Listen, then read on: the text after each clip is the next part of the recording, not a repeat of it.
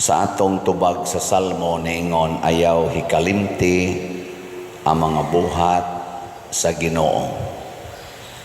Lingi ay mong tupad. Ing naunsay nabuhat sa Ginoo nimo last week. Na last week ba unsay nabuhat sa Ginoo nimo? Kay nindot di siya nga pahinumdom kay dali kitang malimot sa buhat sa Ginoo. Maunang usahay magsigitag mahay, magsigitag usahay masuko paganitas Ginoo, kay doon natay gustong mahitabo apan dili nato madawat. Pero ang mga maayong buhat sa Ginoo, kay magibuhat ang Ginoo nga bati nga iyang gihatag nato nga nakabenepisyo ta, ato dayong malimtan. Muna ang mga tao diri sa unang pagbasa nagbagulbol ni Moises. Nalimot na sila nga nakatabok sila sa suba sa Jordan, sana kanang Red Sea, dagat nga pula, nagibuak sa Ginoo, gihimong karsada, nahimong agianan, kunya gipatay ang ilang mga kaaway. Bisag kato na lang pagpagawas nila sa Ehipto, katong tubig nga nigawas sa bato, inana ba pagkaon limot sila nya bagulbo lang gyapon. Ang resulta gipamaak sa mga bitin. Basta malimot ta sa mga maayong buhat sa Ginoo sa tong kinabuhi, magkalisod-lisod gyud ta. Kining mga problema nato karon nga giatubang, kining kagubot sa kalibutan, kining kamatay, kining kalisod, tungod kay nalimot na ta sa Ginoo. Ang atong unang pagbasa nagpahinumdom nga ang makaayo di ay nato mao gyud ang pagbalik sa Ginoo. Mao nang sa dihang nagkalisod nagmaayo ang mga tao, niduol sila balik ni Moises nangayog pasaylo niya nagpakitabang. Mao na balik ta sa simbahan, balik ta sa pagampo, balik ta sa pagsugot sa sugo sa Ginoo. Kanabitang maglisod ng kinabuhi sa banag asawa niya, magpa-counseling dayon, maghilak ba niya, inig paminaw nako, mangutana dayon ko unsa may imong mga sala. Mao na sugal, nakapamabay, nakapanglaki, siging pamunog sa mga anak niya. Karon gahilak na kay ang mga anak kusog na kay musukol ngayon ba nako, sa duna pa baka ni kasulbaran pader nako, wagi problemang di masulbad basta mo balik kas Ginoo. Ilingay mong tupad ing naunsay problema ni moron, masulbad pa na, masulbad pa ng problema nimo. Og kita lay musulbad, kita lang awa murata o kanang gabadbad ba o kanang hilo nga nalubos, sige na tong badbad mag-anam na gid no nagkalubos, mag-anam na gid bagka kanabang wa na gi puruhan nga matangtang pa na nimo. Pero mubalik tas Ginoo, day by day tudloan tas Ginoo unsay buhaton. Ayaw lang sa gyud ayaw tudloi ang Ginoo unsay buhaton. Kusog kitang moingon, Ginoo in taon makabayad ta ko sa akong utang. Ayaw ana tudloi. Imong problema utang nya, maimo pa ngayon, Ginoo makabayad ta ko sa akong utang. Yung Ginoo, akong bayaran aron mangutang na sa kag-usab. Ana dako na imong utang, Ginoo tudloi taon ko asa ko makapangayog kwarta, asa ko makapangutang para ibayad nako aning usa nako kautang. Anam na nakadaghan imong utang. Paminaw sa pulong sa Ginoo. Nung sa may pulong sa Ginoo, yung siya pangayo, ayaw pangutang. O di sugod na kagpangayo. Di sato pa, wa na kay utang. Nangayo man ka para makakaon ka ng adlaw.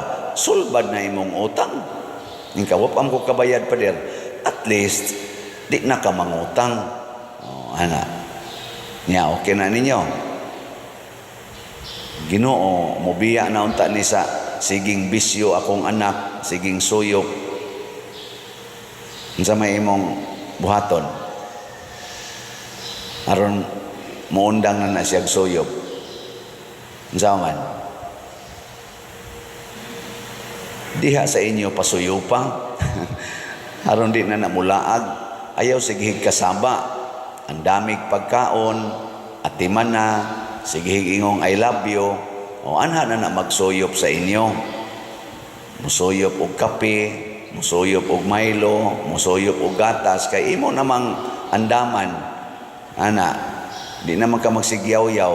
Si kagyaw-yaw, posible gina nga mobalik kuyog sa barkada nga manuyupay, mangawat pa na dito, maghimo pa nagkrimen. Pero imong atimanon, imong panggaon, anha na nas inyo magsigparangay.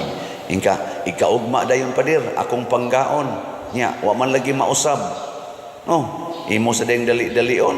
Sud naman nas napu katuig nimong sighag kasaba. Nya, imo lang sa dayong kausahon og usab. Kinahanglan sa kag napu katuig, 20 katuig, nga din adyod ka mga saba sa imong anak. Aron moundang nagsuyop after 20 years. Mingon sa mo, kadugay pa sa dana pader. Nya kapila man sa nani mo gikusi. Sugod pa magin atong 3 anyos, imo na magin ang hapakon, sige hagyaw-yaw nya karon nga 30 na imong usbon og usa ka adlaw, usa ka semana, di na pwede ay. Hagui. Pero usahay sa dang Ginoo mo, depende lang na siyang gahom ug sa iyang grasya. Nasa usahay nga inig sugod nimong pangga, labi na gyud mangayo kag pasaylo. Dong pasaylo atawon ko sa akong sigigyaw-yaw nimo. Ingon day mong anak tamparoson tanong kang inahana ka, animal kang dako. Salamat dong nga imo jud kong ginganlan sa akong tinuod nga kinaiya nga animal kay ko. Pero karon imo na jud kong mama, I love you very much. Ludan day mong nampe. Hilas biya nimo. Nya unsa may isulti? Salamat dong nga imo jud kong gipabalik sa akong pagkainahan. Kaysa una, katong bag-o pa kang nataw, imo kong ihian, imo kong kalibangan, may karon luwa na lay imong gihatag nako. I love you very much. Lakaw din na imong anak, lamba sira, abot nga tusunahan, hilap. Pisti ning inahana anak. Moadto rin na sa barkada, buangang mama, bay, niingon bang I love you, laina sa kong gibati, ay, minaw na, suyupi, mawala, suyop sana siya, balik na sa inyo, imo na sang atimanon, ludan na sad ka, imo lang yapong pasayloon, zaman, imong paminaw, ang sa may mahitabo. Mamatay gyud ka. Kamatay nimo, gakos-gakos dito slungon imong anak. Sa ilo atawon ko din adyo ko musuyop, last na lang gid ni. Suyop yapon siya kay nagbilar man. Di oy, dako kay posibilidad nga mausab ang imong anak or kinsa dihay imong gimahal. Mao na ang gibuhat ni Kristo, ang Nazareno, nagpasan sa cross. Nagpasan sa cross. Nakakita ang mga tao nga nabunog siyag maayo, nagpasan sa cross. Hangtod gyud nagbitay sa cross. Ang giyaw-yaw lang gyapon, amahan ko pasayloa sila kay wa masayod sa ilang gibuhat. Daghan kay nausab mao bitan na inig prosesyon anang Nazareno diha sa Black Nazarene sa Quiapo. Dugay kay na silang moabot, duol raman kay nang ilang translasyon. Dugay kay moabot tag 20 ka oras. Ngano man mga tao sige yung duol nga to, di na hapit pa irugon.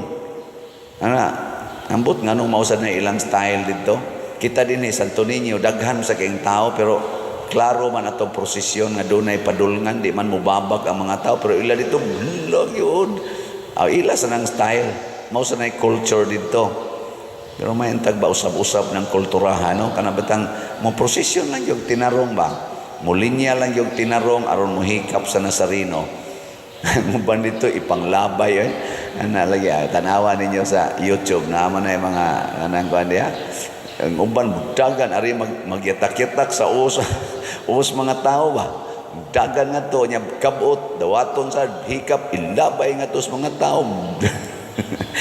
Mole ingon ligo kas mga tao saom yatak-yatakan sa mga tao. Dito ko sa Manila nag-eskwela hasta pagkapari nako 3 years ko dito mutanaw ko na usahay tagilngiga ning ilang gibuhat magtiniil na nguban magtiniil ba dam agyon akong gipangutana tong usa nga nagkapangos-pangos ngano inyong nang buhaton ni siya lipay kay ko pader nga napangos ko kay ako ning halad sa Nazareno. Mo din na ilang hunahuna di ay. Naiuban manugo ang ilang ana lipay kay ko pader nga ni dugo akong at least nakaantos ko kuyog sa Nazareno. Naku kana gyud inana magkapangos-pangos gyud ka.